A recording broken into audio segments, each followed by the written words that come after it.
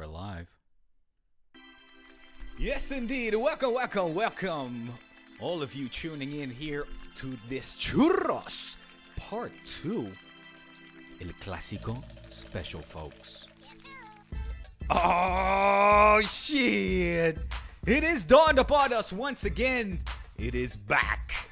It is, of course, El Clásico. It is Madrid-Barça.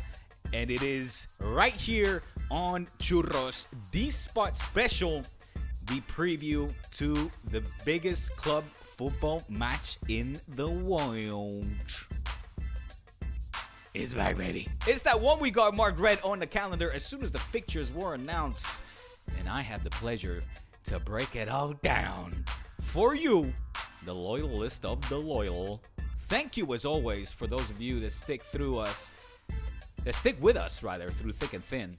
Thank you for your patience. Thank you for your donations. And thank you for your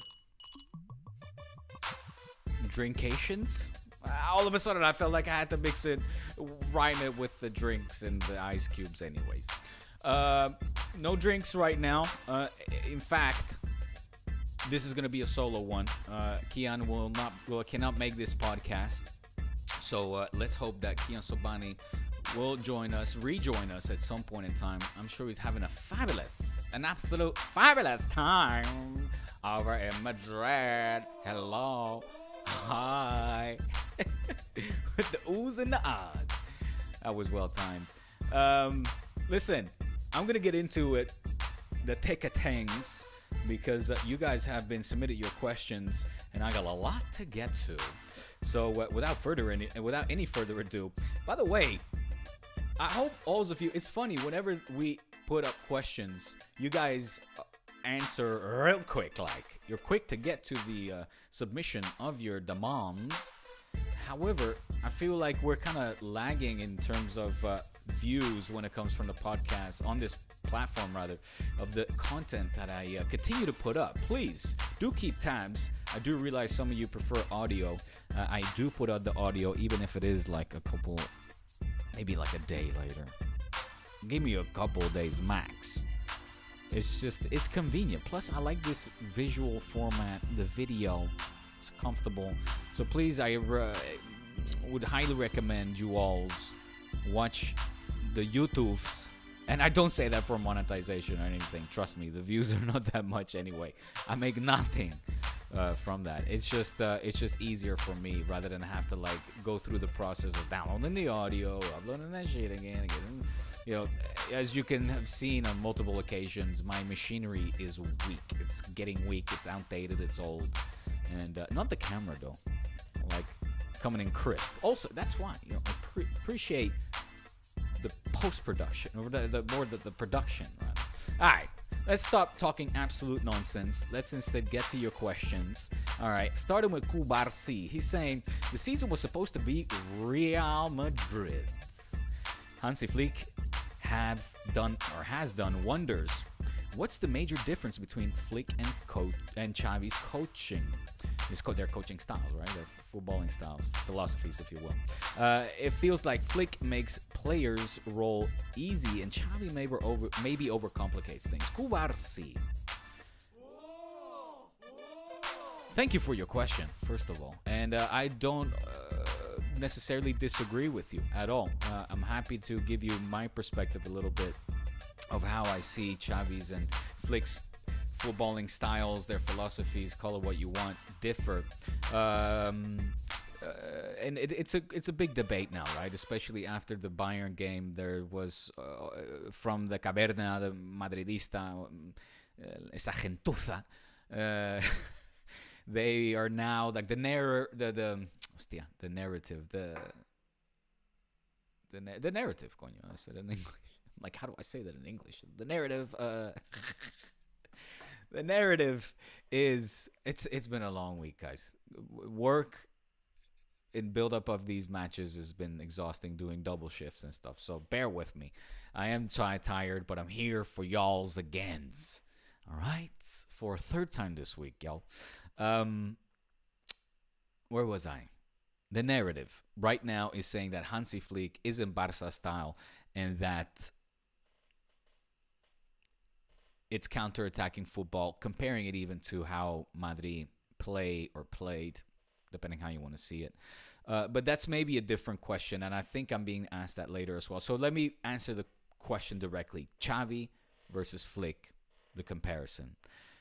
In summary, I think it's fair to say that Hansi plays a more fast, a dynamic, a vertical style of football, not unbeknownst to Barca fans, not unbeknownst to Cruyffism or football total, which in the end, when we talk about Barca DNA, it's that, right? It's the proactive approach to football, it's the attacking approach to football, it's the wanting to dominate and impose your style of play. And that is not merely or only through passing game, possession game, although it is part of it.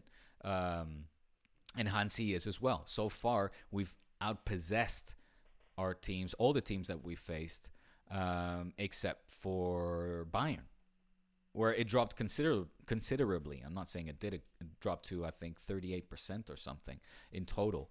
Oh, man, kiddo's already here. Dang. Anyways, I'm going to let them outside. I'm going to wait for the wifey. She will come up next, and then they will come in. Be patient. I'm recording. They know. So, direct transitions, I think, is much more present in Hansi's game, like we saw, for example, with the Lucho, right? With Luis Enrique, his time at Barca was more, again, direct. I'm recording. Stop ringing the bell. You have to wait for Mama. Stay, kids. Excuse the interruptions. How rude. Where was I? So his style, it's about efficiency, certainly about maximizing chances.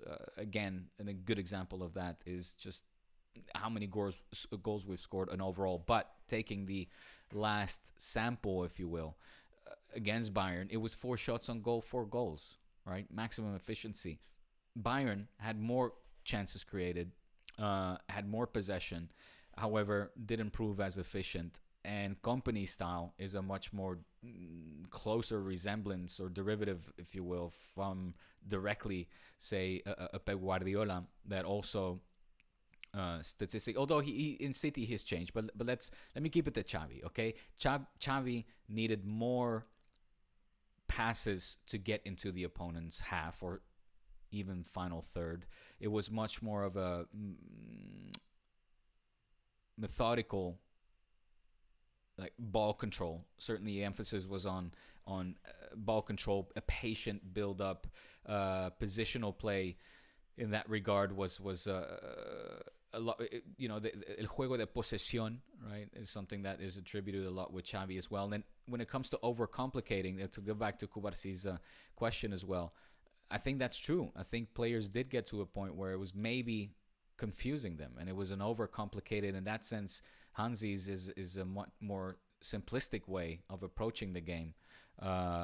Utilizing dynamic players who contribute offensively, defensively. That press is a lot more present, of course, as well. So you need to have those athletic players as well that are willing to sacrifice. Not all players want to play that style of football, can or want, right? So it requires a lot of sacrificing from players as well. Whereas Xavi's was more wearing them down, trying to find the best opportunity to break them down, to slot in that pass into that final third, exploiting the half spaces with runs is more present with Hansi, whereas with passing, I would say, is more with Xavi, if that makes sense. And it was more using technically, I guess, skilled players who understand kind of spatial dynamics. That was something that Henry had to work on a lot as well, right, when he came. And speaking to Guardiola, I think Xavi is an understander of that, probably overthinks that even. Whereas Hansi is just, it's more direct, right? It's more, quick movement in that regard. And I'll leave it at that because, I need to move on to the question. So I hope that answers it a little bit. Okay, Adam de Santiago says, what's up, Diego and Kian? Was Barca's Champions League win against Bayern really a complete domination? Barca saw very little of the ball possession. Okay, 39. I thought it was 38. It says here 39.8. So call it 40%. Still less. And played counter-attacking football. So exactly, this ties in then with a bunch of questions. The first one as well. Culés have told us for years that this style of play is ugly, and that style of play is more important than winning. Has the mind shift changed? So Adam, I thank you for your question, because this is exactly what I was alluding to, right? The narrative that is now settling in, and I'm happy to address it here, because for me, nothing has fundamentally changed. Quite frankly, nothing has fundamentally changed. The idea of Hansi Flick is still to it's still a football total approach. Flick is still committed to, pressing, using Rinus Michel's philosophy. He has himself has said, I learned football from watching La Mecánica Naranja, right? The Dutch machine, the 74-78 Holland, and Cruyff's Barca. This idea that we are playing counter-attacking football is absolute nonsense. You look where the block is set. It'll be as low as a mid-block, whereas Madrid are very comfortable sitting in a low block and playing that counter-attacking style. That's not the case. You don't risk that much and say it's counter-attacking football when what you're doing is pressing and hunting that ball down like a madman, like a team possessed. Of course, we saw moments like we did against Bayern where the team are pushed back. That's obvious. You go through minutes where you have to suffer, where you have to adapt. But what you can't do is give up on then your main idea of behind the game plan and just basically play a reactive style of football. You don't see that with Hansi. It is always a proactive style. Positional fluidity, high intensity pressing, that reflects the philosophy of Rinus Michels, using versatile players who are capable of performing in different roles. What Flick has done in essence is finding a blend, a combination between tiki-taka elements and football total. Using a build-up, always a controlled build-up, okay? It's not as gung-ho as you might seem. It's short passing, sure, and these sequences of in positional play and dominating the ball is evident, but the fact that it can be explosive and quick in transition doesn't make it counter-attacking football. That is what we saw Madrid do. That's what we see these teams do. That just simply the game plan is set up a wall, hit the low block, absorb it, and try to capitalize on your opponent's mistake. That's not what we're seeing here. There's an adaptability, but still a patience, a tiki-taka approach to control the game, outscore your opponents. Of course, to create chances, you need to have the ball. So they go hand in hand when it comes to possession-based football and all that. But it's still, the team is still very cohesive. It's compact, it's controlled movement. And that's really the center, the crux, the nucleus of I think, that philosophy, or both philosophies, football total and tiki-taka. But you got to differentiate that from, the low block and playing counter-attacking football. I don't know why. I feel like, and that's coming from me. I'm very much, say, fixated or specialized in Dutch and Barca style football, and that's why when I hear these comparisons or read these comparisons being made to counter-attacking football, it's a different game. It's a different game altogether. I'm happy to say that there's like this, what I said, this fusion going on. But for me, Hansi Flick aligns much closer to Luis Enrique, who, in all fairness, was also being, they got to brand it one way, right? They got to like smudge it somehow. This current style, this current dominance of Barca that we're seeing, and which will hopefully continue. But they got to smudge it. They have to. So now it's, look at them now, counterattacking football, and they love it. It's not at all that. Yeah, that is not at all what we're seeing in Hansi Flick, and he will be the first to admit that where he got his learnings and teachings from and his inspiration, even at at Bayern, of course, using the fullbacks and using the wings. Again, that high defensive line. Uh, you should see clips of Football Total as well, old school clips of '74, and the way Rines would come out, like that approach would just, it's stifled, and it's like the extreme approach as well. It's very funny watching these moments back in the World Cup where you see all these orange shirts just like the offside press man, like catching other teams offside. They were completely dumbfounded. Well, look what we're seeing now. Barca leads in terms of offside traps, and anyway, I gotta move on in the interest of the questions and time. But Adam, I hope that you kind of understood the difference between just mere counter-attacking and what we're seeing with Hansi Flick. I beg you. And I'm happy for the question. Would love to continue to entertain it and break it down further. Brendan Powell is not intended to cause any beef. Just a question. All right, Brendan. Genuinely, what's the difference between Bini and Gabi when it comes to provocation? Easy. Okay? You don't see Gabi walking around like cleaning his shirt, with doing that thing with the badge that he does, looking for interactions with the crowd, looking to encararse, to confront and take on this taunting from the crowd. It's a completely different approach, Gavi's. It's tough. He is hard as nails. Of course, his tackles are leave a message, let's say, for some players, and there will be. And the background is really white. That is ugly. The message, or how should I put it? The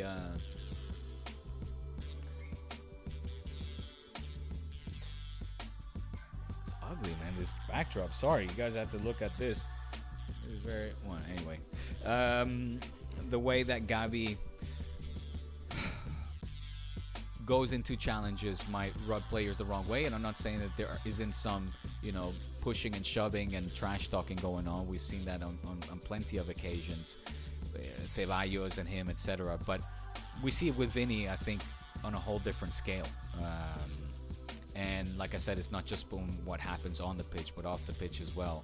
And I don't see Gavi having this kind of like being substituted, laughing in the referees' faces, laughing, pointing at the crowd, and making gestures. I'm here playing for Barca and that's why I've won so many Champions Leagues. What have you got? 0. Me, I've got 3. This and that. No cuela, tío. No cuela. Omar, what are the predicted starting 11s for El Clásico? All right. Let me get to that. I set up here. Look, for Barca, it's very simple. I don't think there's going to be any doubt that Hansi is going to repeat the starting 11 that really he tried to get under control. He tried to get some continuity to, and that's the one we saw before the Dani Olmo injury. And that goes as follows. Of course, Iñaki Peña instead of Ter Stegen in goal. Koundé, Cubarsí, Inigo Martinez and Balde will be the backline. Pedri, Casado, the double pivot. And that's the difference as well, of course, the fact that Hansi likes to use the double pivot, whereas Xavi had more of a one holding midfielder. But to go back to that again, that'll be for part 3 or part 4. Pedri, Casado, Dani Olmo will be in that attacking midfield position. Fermin Lopez will go back on the bench, and the 3 forwards, man, the 3 hottest forwards in the top 5 European leagues right now. Rafinha, el capitán, Lewandowski and Lamine Yamal will make the front 3. All right. And as for Helmaji, now with Rodrigo gone, of course, the question will be, what will Carleto do? Will he slide Tchouaméni in there and be more defensive? I think so. Or will we see Vinny, Mbappe? Arda Güler. So finally, Kian can have his little orgasmic moment to see Güler not be as good as Lamine Yamal. And the midfield, Bellingham, Valverde, Modric, Mendy, Militao, Rudiger, Vázquez, and Courtois. Although actually Courtois won't, Lunin will be in goal as well if Courtois will not be able to play. I think both have been officially ruled out. I'm not 100% sure, but I'm pretty sure Rodrigo and Courtois will be for sure, like have been 100% ruled out. So who will come in for Rodrigo? I don't think it'll be Güler. I think he'll take a more defensive approach. He'll probably play with Vini and Mbappe up, maybe push Valverde up, but or have and slide Tchouaméni in the midfield with Bellingham and Modric. Eso es lo que pienso yo. Vale, si te gusta, muy bien. Si no, actually, yeah, that's what he will do. It'll be Mbappe, Vini, Bellingham, just behind the two forwards, and then Modric, Tchouaméni, and Valverde, midfield of three. Vale? My prediction is that. Let's move on. Thank you for your question. Presena. Hello, Kian Diego. Doesn't it feel like this is the most exciting Clásico in a long time? Indeed. What are your score predictions? 4-2 Barça, eh? 4-2. So, 4-2 Barça. 2-4 sería en español. I think, look, a 2-4 is what I expect, okay? A 4-2 Barça. I think Mbappe or Vini will score first, and I think we will then steamroll. I think we're going to steamroll. We'll steamroll. We're going to score the equalizer. Maybe Madrid score the 2-1 to give your fans a little bit of shining hope, a little bit of ilusión, a little bit of and then in comes the flake train. In comes the Hansi Express.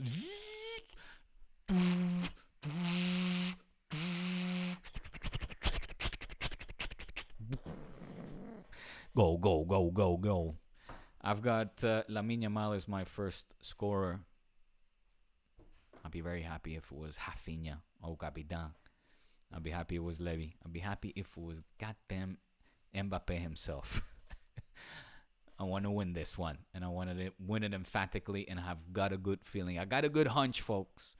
I got a good hunch for this one. So, vamos a ver qué pasa. Give me a beat! Get that beat. The question continues. Whose hat-trick was better, Vini or Rafinha? Well, for me, emotionally, and given the opponent, Rafinha. But, Vini's goals were silly. They were crazy. That second and third, were works of art. And but Rafinha's, the way he takes it on the chest, the touch on the left foot, dribble left to right, finishing past Manuel Neuer, widely considered by many still one of the top, if not the best goalkeepers in the world. Rafinha, man. For me, I'm gonna take Rafinha, but I appreciate what Vini did. Those goals were nice for shiznit. Alright? Let's go. Hey guys, thanks for all you do. Sergio Guerra, what's up, y'all? My roommate is culé. He must be your best friend as well. And I'm a Madridista. I'm sorry. We had a discussion the other day. Alright, keep it peaceful. We debated about who has the higher potential between Pedri and Jude. Naturally, I said Jude. Naturally, I'm going to say Pedri. I'm smiling at the camera for those of you listening. Well, thank you. Yes, the DJ horn. I'm going to say Pedri. I think Jude is hugely talented. I think Pedri is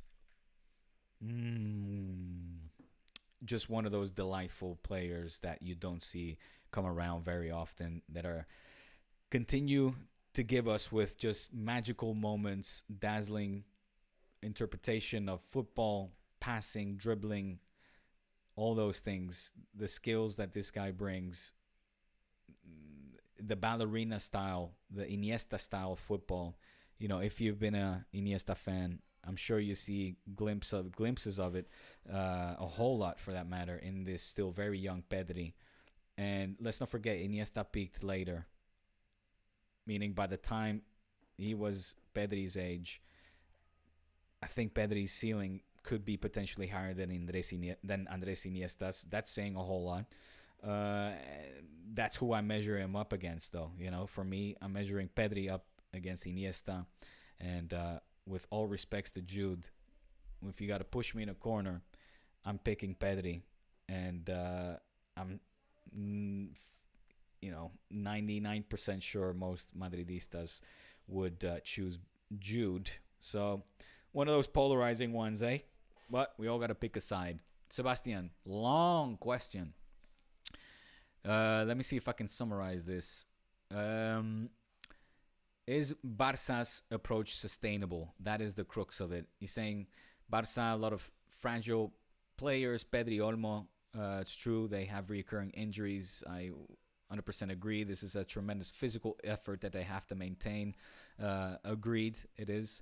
This is a physically demanding style of play that Hansi is implementing, and you need fit players. I agree. Do I see Barca maintain that? Barca won 4-1 against Bayern. The fourth goal, the XG was still Bayern. Well, Bayern created more chances, so that's not surprising. Bayern didn't have the right. Okay, we're talking about Bayern there. Do you feel the win against Bayern is overrated? A lot of questions here. Now, okay, let me just. I definitely don't think it's overrated at all. My good friend Sergio, or Sebastian rather. Okay, let me. There's a lot of question marks here. It's a long, multiple question. I'm gonna stick to the whether this style is sustainable, which I think is an interesting question with these players. It's good that all of these players in Barca's case are coming back. We got Frenkie back. We got Fermin Lopez back. We got Pablo Torre breaking out, having a fantastic season with Barca. We've got Pedri healthy, and we've got Olmo healthy. We've got ¿Quién más, coño? ¿Quién más? Eddie Garcia, who could play in that position. Casado healthy. Of course, Bernal is out for the season, but once he comes back, we've got another fantastic midfielder in that position. The point being is that Kimmich, who would love the chance to play at Barca, I don't know right now if I'm taking Kimmich over all of these players that I mentioned. What Hansi Flick has achieved in such a short time is nothing short from astonishing and needs to be given full confidence, trust, and continuity. So he's going to rotate players. Obviously, you need the squad to be healthy. If not, then that is a question we need to entertain then. We will see what the results will be. Knock on wood. God prevent or God forbid seeing players pick up serious injuries. There's always going to be injuries. That's unavoidable. Hopefully there won't be season ending, and hopefully there won't be long. And so I'll just say, do I think it's sustainable if everybody's healthy? Yes, because there's enough talent there to rotate this squad in between matches and rest them, spread the minutes. So absolutely. Now, we can never predict when a player will go out injured. And if he or they do, then we'll have to wait and see. But right now, absolutely, my friend Sebastian. Abso-fucking-lutely. And you gotta love it. Two things. Kian, I love you, brother. We're here now with Shai, comparing Lamine and Arda. He's saying, basically, come on, Lamine is light years ahead of Arda Güler. And that's the truth.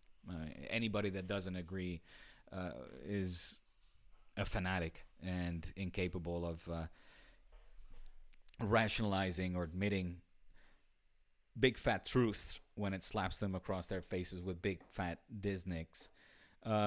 Because I mean, Lamine Yamal right now is in the discussion of being one of the best players in the world.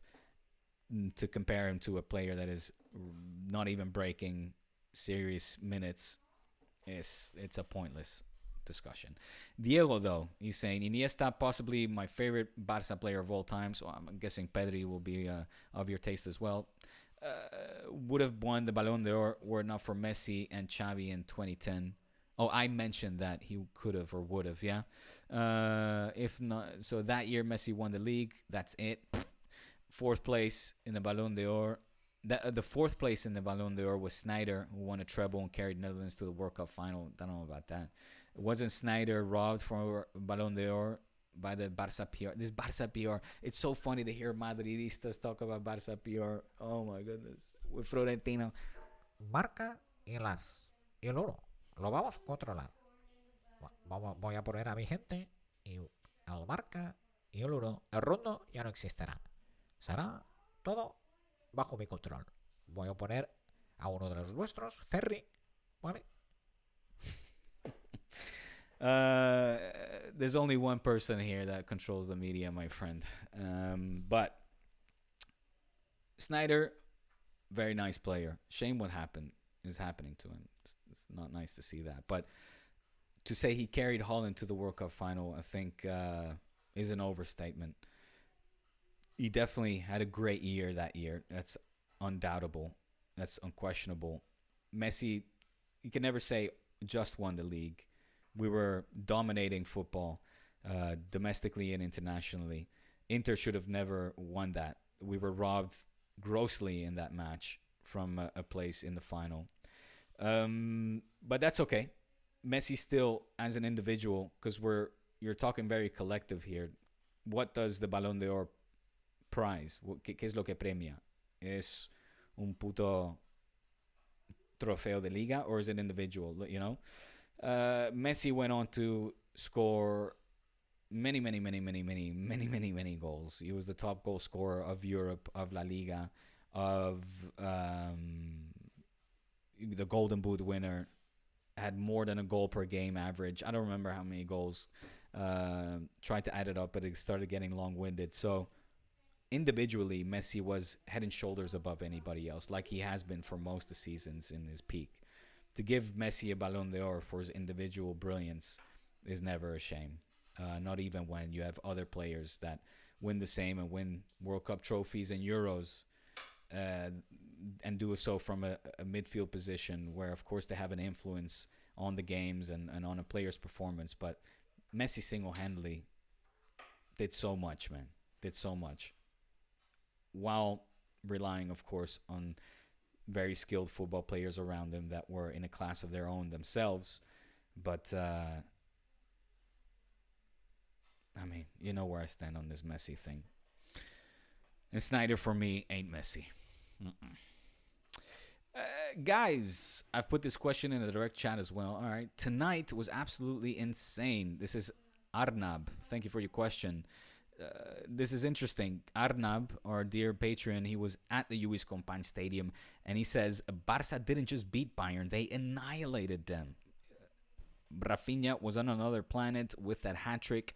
The energy was electric, and I even felt chills as Barca dismantled their German rivals. Now, mind you, he's a Madridista, right? So he's saying, as a Madridista, I'm still trying to process what I witnessed at the Luis Companys. The whole stadium was vibing. It felt like witnessing the end of an era and the dawn of a new one. This wasn't just a win, it was a statement, a resurrection. And honestly, a strong Barca is good for everyone. It makes La Liga and the Champions League even more thrilling. Plus, seeing the joy on my culé friends' faces, priceless. What are your thoughts on this historic matchup? I love this. Arnab, this is what we have churros for, man. Where we come together, all right? I love it. I love the way you internalize that or express that. And thank you for your question. The question in the end is, what are your thoughts on this historic match? Well, my dear friend, dear patron, Arnab, please, I invite you to go to yesterday's post where I emotionally, exhaustingly kind of broke down my feelings. It's a half-hour pod. It's called Part 1, and I go over mainly Bayern and Barca, or Barca Bayern, I should say, the 4-1, which was, it just put me over the moon. I was ecstatic, super thrilled to have finally beaten La Bestia Negra, this Bane figure, this in translated from Spanish, the Black Beast of Barca. They had been suffocating us for 9 long years, 6 annoying matches, and we did it. Got over the hump and did so in formidable fashion. Thank you, dude, for sharing this, because it was true. I had the pleasure of commentating that match, and even from the booth at studios, mind you, not at the stadium. But you felt like you were witnessing something magical. That the stadium, it was the biggest attendance all year. It was 50,312, which is the highest attendance of Barca's history at the Montjuic. So and you just felt like the crowd wanted. We were hungry, desperate for dehydrated for a night, a big European night, and we needed it like the desert need the rain, and we got it, and we lapped it up, and it was just all perfect. It was a beautiful night. We had to suffer a little bit for 15 minutes or so, but in the end came out victorious. Rafinha, just stellar. And I felt like we made a statement. You're right. It was a kind of a resurrection, a we are back moment, and we'll see on Saturday. All right. With that, I'm done here. Oh, Ebby. I didn't see Ebby's question came in now, or a little bit later. I was gonna say with that, I'm gonna leave it. Ebby's my Clásico combined is very easy. Rafinha, Lewandowski, Lamine Yamal, Dani Olmo, Pedri, Marc Casado, Jules Koundé, Pau Cubarsí, Inigo Martinez, Alejandro Balde, and Courtois, who's actually not playing. So had Courtois been playing, I would have put him in. But all in all, that would be my combined 11. I'm taking all Barca except for and over Lunin, I'll take Iñaki Peña. Well, I'm not gonna throw my substitute keeper under the bus for Lunin. But all right, with that said, that is it. That is a wrap. This was part 2 of El Clásico special. Again, for those of you who haven't, make sure you check out part 1. That is on this very website, the one that you support, that we are ever so appreciative of. Patreon.com/churros y tácticas. Thank you for being a patron. Thank you for sticking with us through the thick and thin. Hopefully we can get Keon back on the pod soon. But if not, we're just going to keep on rocking it. All right? Thank you for your questions. Again, make the effort. I encourage you to watch all the content I put up there. Leave your comments there as well. I review all of them. And that'll conclude this part 2. Enjoy the weekend. Enjoy the Clásico. Viva el Clásico y visca el Barça.